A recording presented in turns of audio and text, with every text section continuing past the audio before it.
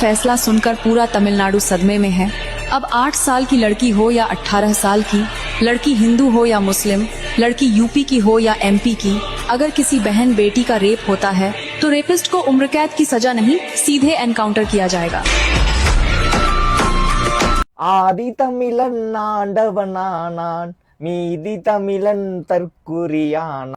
இந்த சுந்தரலடிக்கு எவ்வளவு வாங்குச்சுங்கிறத காட்டுறேன். அதுக்கு முன்னாடி இது என்ன பேசியிருக்குன்னு நான் சொல்றேன் பாருங்களேன். அதாவது தளபதி விஜய் ஆட்சிக்கு வந்ததுக்கு அப்புறம் பொண்ணுங்க மேல யார் கைய வச்சாலும், பொண்ணுங்களை பாலியல் பலாத்காரம் பண்ணாலும், பாலியல் ரீதியாக தொந்தரவு பண்ணாலும், தளபதி விஜய் துப்பாக்கி படத்துல வர மாதிரி டுக்கு டுக்கு டுக்குன்னு போட்டு தள்ளிடுவாரு. இந்த பொண்ணு போட்ட இந்த வீடியோ இருக்குல்ல, ஏறக்குறைய 10 மில்லியன் போயிருக்கு. லைக் மட்டுமே 1 மில்லியன் வந்திருக்கு. இந்த மாதிரி இந்த பொண்ணு வந்து 10 வீடியோ வந்து தாவேக்காக போயிருக்கு, போட்டிருக்கு. 10 வீடியோமா நல்ல வியூஸ், நல்ல லைக். சரியா? இந்த பொண்ணு எவ்வளவு கொடுத்துருக்காங்க அப்படின்னா, ஒரு வீடியோவுக்கு 60,000 ரூபாய் கொடுத்துருக்காங்க. 60,000 ரூபாய் கொடுத்து ஒரு வீடியோ போட்டுச்சுன்னா அந்த வீடியோவை 1 மாசம் மட்டும்தான் இந்த பொண்ணு வந்து பேஜ்ல வச்சிருக்குமா. சரியா? நான் வந்து இந்த பொண்ணு கிட்ட பேசிட்டு நான் என்ன சொன்னேன் அப்படின்னா, எவ்வளவு தருவீங்க அப்படின்னு கேட்டுச்சு. நான் 20,000 ரூபாய் தருவேன்னு சொன்னேன்.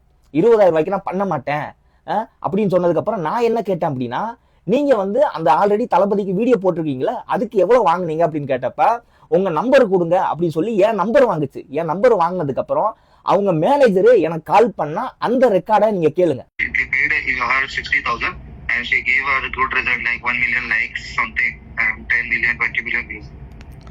Okay okay bro, okay okay, thank you brother. Okay bro, I will talk to my manager and let you know.